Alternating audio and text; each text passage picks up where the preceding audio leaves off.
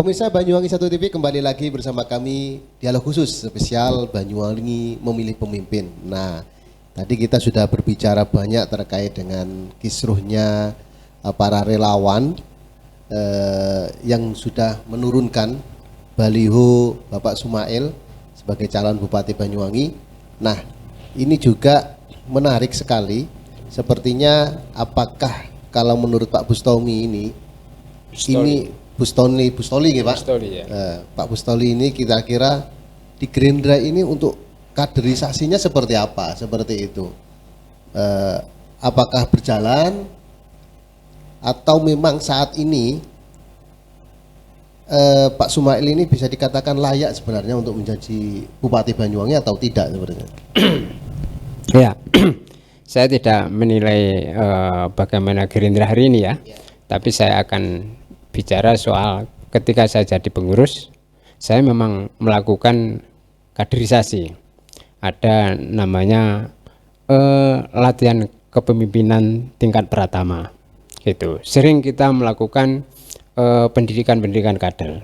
Nah, karena saya anggap ini penting, karena selain untuk menyiapkan basis-basis pendukung sebagai organ partai yang bisa menyokong bagaimana partai ini bisa dinamis, tentu harus disokong oleh mereka yang terdidik untuk mengelola partai. Itu di berbagai tingkatan, mulai ranting, PAC sampai DPC. Nah, kalau kemudian partai tidak melakukan upaya-upaya kaderisasi semacam ini, menurut saya ini akan lemah. Karena apa? Orang keluar masuk partai itu tidak paham terhadap ideologi apa yang hendak diusung dan komitmen apa partai hendak diarahkan dan cita-cita apa partai sebenarnya di ujung harapan untuk mendudukkan seorang pemimpin. Ini semua harus tahu sehingga kader ini benar-benar memahami konteks kenapa dia harus masuk ke partai tersebut. Misalnya yang dimasuki Gerindra, tentu visi misi Gerindra dia akan paham. Masuk kader untuk kepemimpinan ya? Betul. Ini kita harus persiapkan memang. Nanti saya ibaratkan ini, kader ini adalah proses seperti mesin penggiling padi. Saya analogikan seperti itu. Kalau mesin ini jelek, maka akan berharap ada kader yang bagus, ini nonsen. Walaupun bibit yang direkrut itu bibit bagus, kalau mesinnya jelek akan sangat nonsen untuk punya output kader yang berkualitas tinggi. Ini semua harus paralel. Cari kader yang bagus, diproses secara baik, maka output berharap kader terbaik saya kira akan terpenuhi. Tetapi saat ini Pak Sumail, berbicara Pak Sumail ini bisa dikatakan kader terbaik juga kan untuk di Gerindra, karena dua periode ini sudah terpilih menjadi DPR RI seperti itu.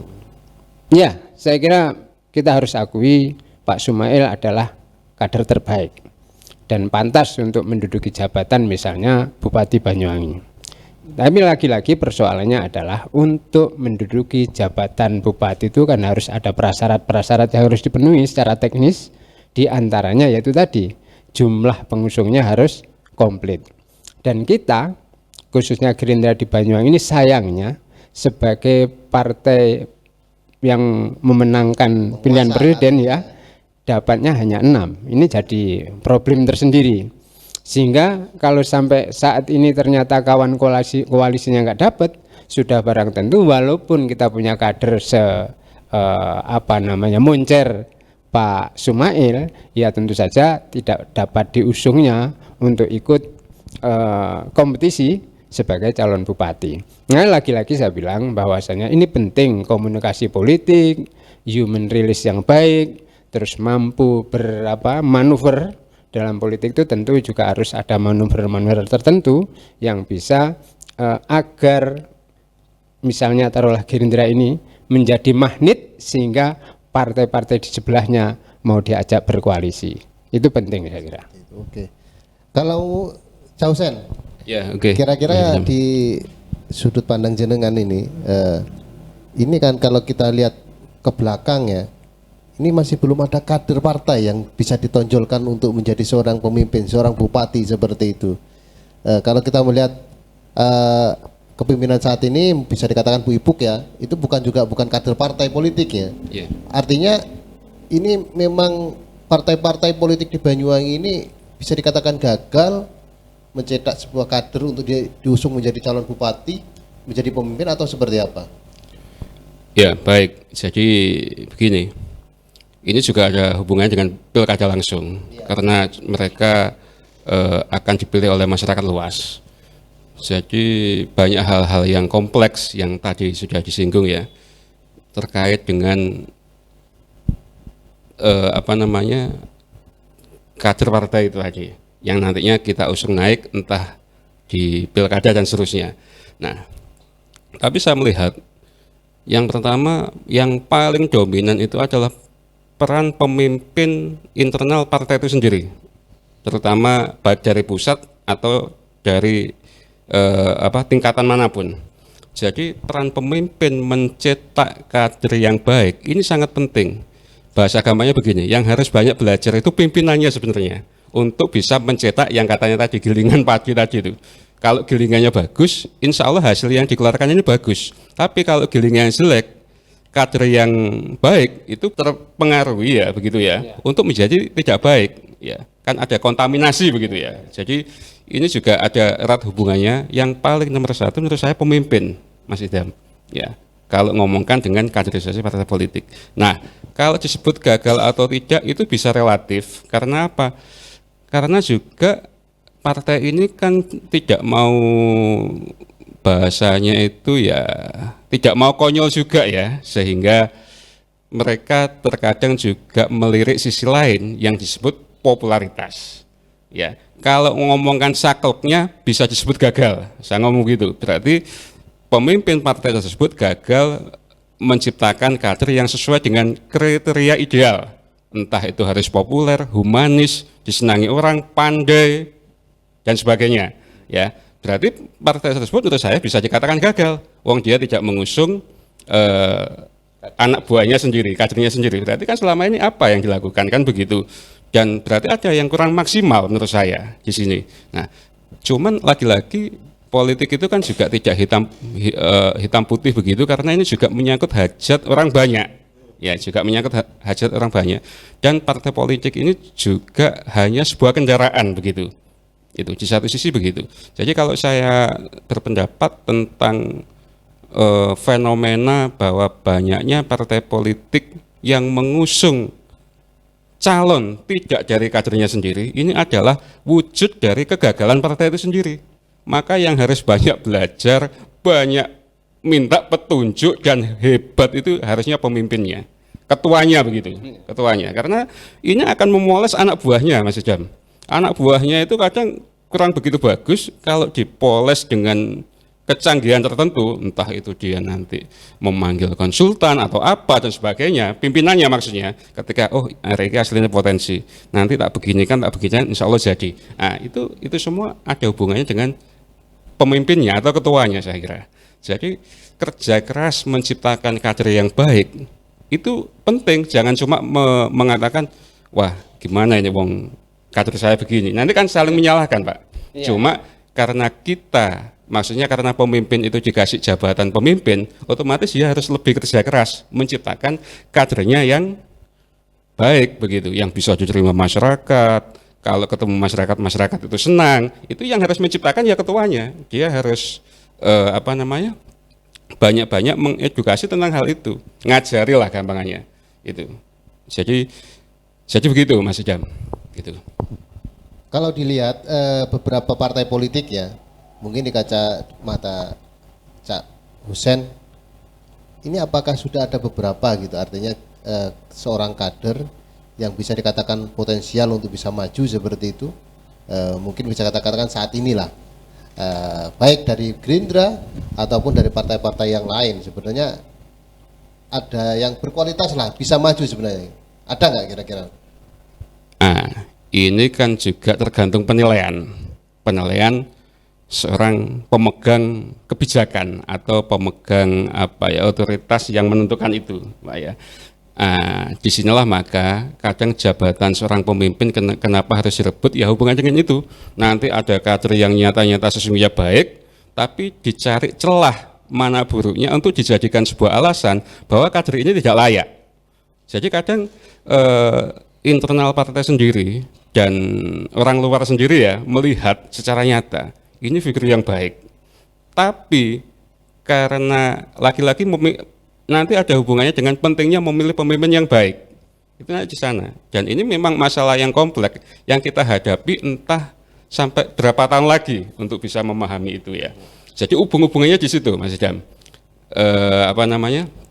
Itu semua terletak di keputusan seorang pemimpin. Jadi apakah kader yang baik itu ada di partai politik? Saya kira ada. Itu. Jadi ada yang memang layak didukung, sebetulnya itu ada, tapi ya lagi-lagi ini kan tidak ngomongkan umum tapi oknum biasanya. Oknum yang kebetulan jadi pemimpin ini kalau mentalnya tidak bagus itu nanti condongnya bukan kepada sesuatu yang semestinya layak diperjuangkan gitu ya, sesuatu yang ideal begitu. Ya, betul. Nanti ada hubungannya dengan yang disebut masyarakat menyebutnya transaksional dan sebagainya. Itu kembali kepada individu oknum ketika menjabat sebagai seorang pemimpin. Saya kira begitu. Oke, menarik sekali. Pak Bustoli, kira-kira ini di Partai Gerindra kita sudah tahu kan, rumor yang saat ini sudah beredar, Pak Sumail tidak lagi mencalonkan menjadi Bupati Banyuwangi. Tapi kita perlu nanti coba Bahasa TV kita akan menghubungi Pak Sumail secara langsung. Kita akan berusaha menghadirkan apakah benar Pak Sumail ini nanti akan tidak maju atau maju seperti itu, Mas. Ya. Tapi dilepas itu semua, kira-kira seandainya Partai Gerindra tidak mengusung calon sendiri, ini kira-kira Partai Gerindra ini nanti akan komitmen untuk mendukung yang diusung Gerindra orang luar partai atau akan mencari sendiri seperti itu. Terutama kita tidak bicara terkait dengan Partai Gerindra ya, karena dengan sudah di luar itu, di majelis jenengan ini yang jenengan buat ini, kira-kira nanti kemana ini arah dukungan politiknya seperti itu ketika Pak Sumail ini memang benar-benar tidak lagi mendapatkan rekom. Ya, sebenarnya kita sejak awal itu ya pengennya kita semua sesuai dengan harapan semua pihak. Misalnya Pak Sumail dicalonkan dan harus didukung dan harus menang. Tapi sayangnya kan hari ini kelihatannya kalau benar peristiwanya adalah Pak Sumail tidak dapat rekom, tentu akan jadi lain ya. Artinya Gerindra tidak lagi akan mencalonkan Pak Sumail. Dan tidak bisa dicalonkan Sumail ini menjadi bupati kan ada beberapa sebab. Ya, nah, diantaranya tadi sudah saya sebutkan, barangkali juga salah satunya tidak ada kawan koalisi. Lalu tentang majelis penyalon partai ini, hendak kemanakah selanjutnya pilihannya akan berlabuh, kira-kira seperti itu. Ya, kalau kita kan di luar partai, kita akan bisa, misalnya hari ini Pak Sumail kemarin kita inginnya mendorong Pak Sumail untuk maju jadi bupati dan kemudian tidak, ya kita bisa memilih jalan lain lah. Jalan lain untuk memuaskan pilihan yang sesuai dengan nurani, sesuai dengan hasrat untuk kepuasan politik dari kawan-kawan di Majelis Penyelenggaraan Partai ini. Tapi satu kali lagi kita sampaikan bahwasanya siapapun nanti yang diusung oleh Partai Gerindra, seluruh struktur di partai harus tegak lurus terhadap DPP, karena inilah fakta yang sebenarnya kalau jadi kader ya harus menegakkan konstitusi partai itu. Tapi beda dengan majelis ya. Kalau majelis ini kan freelance. Pilihan ada di tangan majelis, mau berlabuh kemana saya kira tidak terikat oleh partai. Nah, kita hanya simpatisan. Ketika simpati itu selesai, kita bisa mengarahkan ke dukungan yang lain.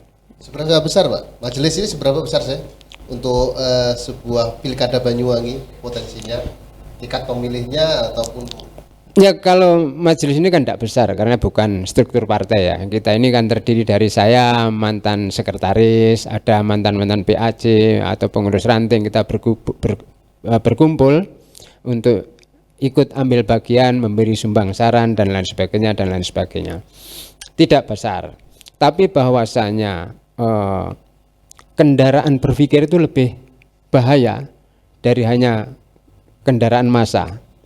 Berpikir bisa mempengaruhi massa dan jangan dikira berpikir itu tidak bisa menggerakkan massa.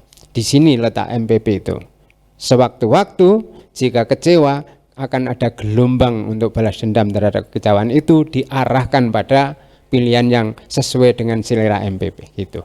Tetapi ketika Pak Sumail ini tegak lurus maju, MPP dukung ya? Ya, karena sudah sejak awal kita pengennya Pak Sumail maju gitu. Nah, kalau kemudian pilihan itu berubah haluan, ya kita harus menakar ulang. Karena semula ingin mendukung Pak Sumail, sekarang Pak Sumail tidak bisa nyalon, ya sudah otomatis kita akan hingkang pada pilihan yang lebih realistis dan punya cantelan untuk harapan Banyuwangi ke depan. Oke, mantap. Cak, gimana Cak? Kira-kira terkait dengan MPP tadi ini ya ketika Pak Sumail ini tidak akan maju, mereka akan mencari pilihan mana yang kira-kira yang masuk kriteria kan gitu. Ya. Nah, kalau kita melihat pilkada saat ini semakin mendekati ini menurut Causen ini kira-kira calonnya ada berapa? Kita kan tahu dari awal banyak calon bermunculan, bahkan lebih dari 5 gitu. Bisa 9 waktu itu ya, ada 9 calon yang bermunculan. Tapi dari 9 ini kan kita tahu mereka nanti jalurnya lewat mana kan masih belum ada kejelasan. Nah, kira-kira saat ini sudah semakin mendekati. Kira-kira nanti pilkada Banyuwangi ini berapa pasangan, berapa calon yang akan maju seperti itu. Kita tahu yang kita kadang-kadang kemarin Pak Sumail ini bisa dikatakan orang yang kuat lah seperti itu. Pak Sumail petahana, ada Gus Munib, ada Gus Maki. Nah, sekarang Pak Sumail sudah mulai turun sepertinya. Nah, kira-kira nanti semakin mendekat ini ada berapa kira-kira yang saat ini yang masih bisa dikatakan masih kepingin tetap maju terus tegak lurus seperti itu, yang faktor lah. Iya, jadi gini, kembali kepada dinamisasi nih Pak Toli ya, kembali kepada dinamisasi bahwa ini kan masih terus bergerak terus Mas Idam. Banyak kemungkinan sebelum calon itu nantinya positif dapat mendaftar di KPU ya, itu sebuah jarak di situ, ada jarak di situ yang ada berbagai macam kemungkinan ya.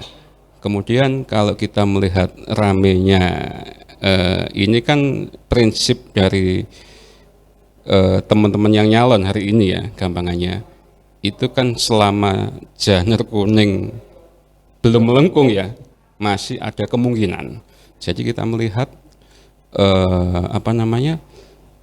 mereka yang mencalonkan diri ini ya, katakan kita sebut nama saja, bukan hanya Pak Sumail, katakan ada Gus Munib, ada Pak Michael juga, ada siapa, Gus Maki juga, dan semuanya ya, Bu Ratna dan sebagainya yang kemarin kita lihat lalu lalang dalam berbagai macam forum dialog.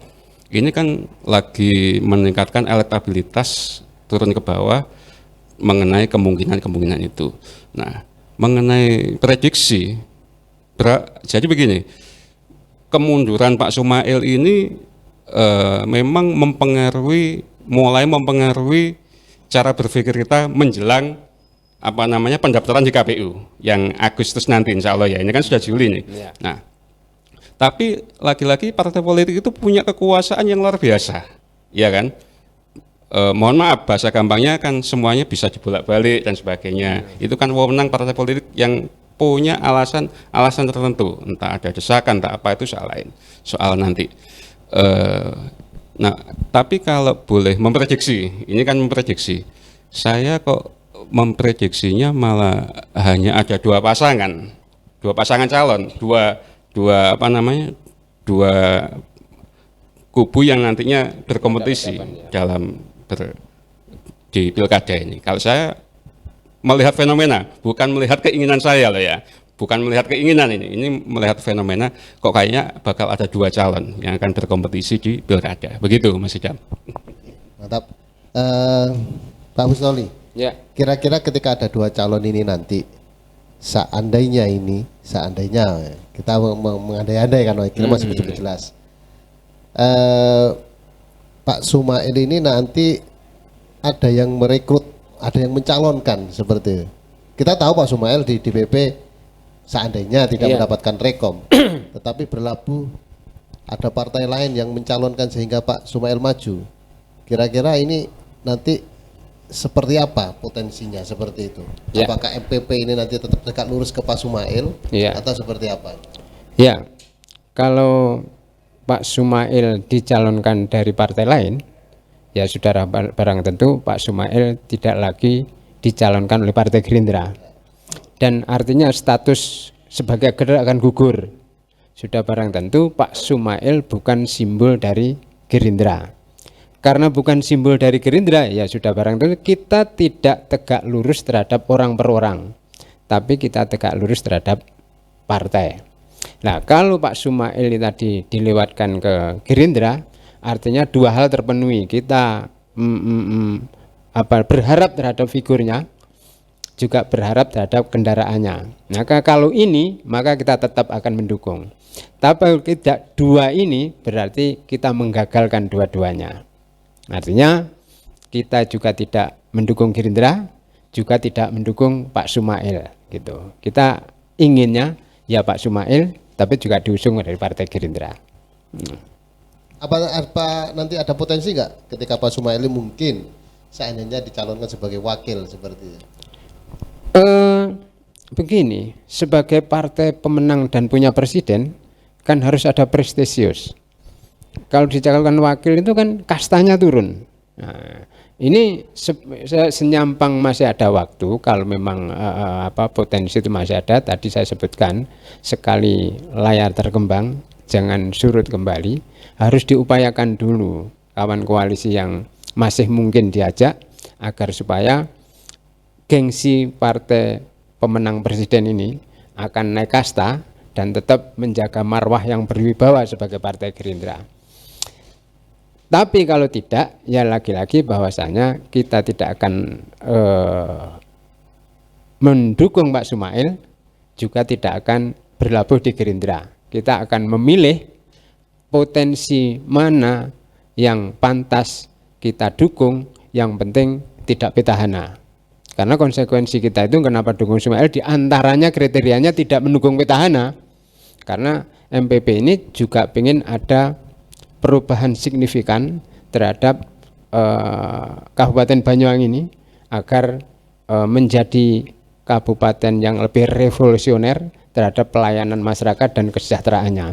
Dan menurut MPP memang ini kurang, petahana kurang memberi harapan terhadap berbagai aspek sosial yang memberi pelayanan yang qualified terhadap masyarakat. Maka tidak ada jalan lain kecuali hanya satu, perubahan itu.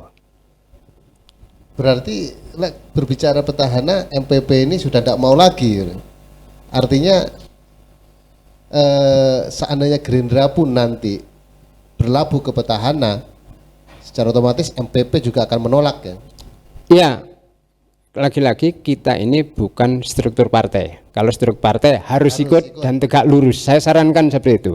Tapi kalau MPP punya independensi, dan independensi MPP itu terkait dengan kemana hendak berlabuh, siapapun yang kita pantas untuk ikuti melawan petahana akan kita ikuti. Karena ini sebuah konsekuensi logis sebagai kelompok berpikir untuk agar Banyuwangi ini berubah. Tapi seandainya petahana ini melawan orang yang bisa dikatakan kurang, kualifikasinya kurang memenuhi syarat, apakah nanti MPP juga akan memilih orang yang bisa dikatakan kurang berkualitas lah dibanding petahana seperti itu? Kalau memang tadi itu bahasanya kan pokoknya tidak mendukung petahana seperti betul, itu. Iya. Tapi ketika calonnya nanti petahana berlawanan dengan bermusuhan dengan orang yang benar-benar kurang berkualitas lah di mata MPP, masa akan tetap mendukung orang yang tidak berkualitas seperti itu? Ya, sudah barang tentu kalau tidak berkualitas kita tentu tidak akan mendukungnya. Tapi kita tahu hari ini banyak yang berkualitas. Artinya seluruh yang ikut berkompetisi yang hari ini mendapatkan tiket atau tidak, saya kira semua orang berkualitas ya. Saya tidak yakin satu-satunya di Banyuwangi yang berkualitas hanya petahana. Saya tidak yakin. Banyak orang pintar, yang tidak banyak orang yang berani. MPP termasuk harus menginspirasi keberanian melawan agar kejumutan tidak terus berlangsung, dan harus ada harapan ke depan sebagai Banyuwangi yang populis terhadap pembangunan. Di antaranya tentu tidak ada korupsi, semua dilakukan dengan mekanisme yang baik, jaminan kesejahteraan juga terukur dan ada indikator yang jelas, tidak hanya semacam pencitraan. Maka ini harus dihabisi hari ini. Selanjutnya semua harus berjalan sesuai dengan harapan publik dan ukuran sukses dan gagalnya selalu jelas. Itu. Jausen, Oke, baik. kira-kira pemimpin saat ini memang dinilai gagal apa enggak? Kalau menurut MPP ini ada kekurangan sepertinya. Kalau di mata jenengan ini pemimpin saat ini, petahana ini bisa dikatakan kepemimpinannya kurang atau harus ada yang diperbaiki, atau memang sudah bagus sebenarnya? Kita lihat Banyuwangi kan sudah bisa dikatakan populer di mana-mana seperti itu. Saya berpikirnya begini, setiap penilaian itu menuju setiap pemilihan, wacana-wacana mengenai ini kan lagi-lagi bermunculan, lagi-lagi penilaian mengenai baik buruk, sukses gagal itu saya kira kembali kepada relativitas. Ini kalau kita hubungkan dulu dengan masalah internal parpol tadi. Jadi banyak calon yang mestinya layak didukung, baik dan sebagainya, ini karena permainan relativitas penilaian tadi, Pak Tauli ya. Itu akhirnya bisa menjadi dianggap gugur. Itu bisa dianggap gugur. Terus kalau kita kembali kepada kepemimpinan hari ini ya, ini kan menjadi sebuah penilaian yang tiap orang bisa berbeda. Tiap orang bisa berbeda. Nah, apa yang disampaikan Pak Toli tadi tentang kinerja petahana juga nanti dari berbagai macam sudut ya. Saya kira sekarang ini sudah masanya kita melihat ini kemampuan berkompetisi masing-masing calon. Nah, di berbagai macam era kalau saya melihat, ini bukan menilai ya, melihat itu kebanyakan menjelang pergantian itu selalu muncul isu-isu bahwa pemimpinan saat ini mulai presiden, gubernur apa-apa itu ada kurangnya ya, dan secara keilmuan begitu keseharian ini ngomong gampang-gampangan saja kan tidak ada sesuatu yang sempurna, harus diperbaiki, harus sering diperbaiki. Wong HP saja, HP Nokia yang lama, mohon maaf ya, itu kalau kita hubungkan dengan yang sekarang kan jadul banget gitu loh. Bisa saja pemimpin hari ini, kalau besok nemu pemimpin yang baik, pemimpin hari ini itu jelek, begitu loh. Jadi relativitas pemimpin ini atau relativitas penilaian ini ya, jangan sampai dijadikan, kalau kita kembali belok sedikit di internal partai itu dijadikan alasan. Saya lebih condong begini, karena tema sesi kedua ini masalah kaderisasi di internal partai ya.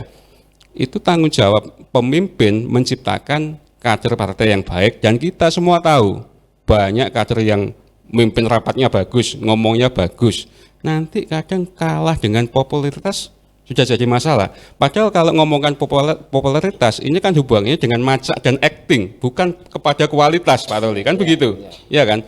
Barang siapa yang menguasai permacaan itu tadi, kalau pakai bahasa gampang, ini saya ngomong bahasa-bahasa yang gampang aja, itu akan bisa merebut hati publik begitu. Meskipun itu bukan hanya satu sisi, Mas Idam, tetap publik itu saya juga percaya melihat kualitas orang tersebut, gak cuma populer. Hal ini bisa dibuktikan dengan palas selebritis kemarin di Pileg kemarin itu jumlahnya menurun, Pak. Meskipun tetap ada, ya kan, meskipun tetap ada tapi sudah menurun. Artinya masyarakat sudah tidak hanya melihat sosok dari popularitas belaka. Itu juga harus kita akui begitu. Jadi keduanya berimbang. Pemirsa Banyuwangi TV, sangat menarik sekali pembincangan kita hari ini. Mudah-mudahan bermanfaat. Tentunya perbincangan ini kita hanya menginginkan masyarakat Banyuwangi bisa memilih pemimpin tentunya yang sangat baik sehingga bisa membuat Banyuwangi semakin maju, semakin dikenal, semakin berkembang lagi. Nah, mungkin ada satu patah dua kata dari narasumber kita di akhir session ini. Yang pertama kita coba akan berikan kepada Ketua MPP Partai Gerindra, Pak Bustoli. Silakan mungkin. Ya, bahwasanya partai politik ini adalah satu-satunya alat untuk bagaimana memunculkan kader terbaik dan pemimpin kepala daerah terbaik pula.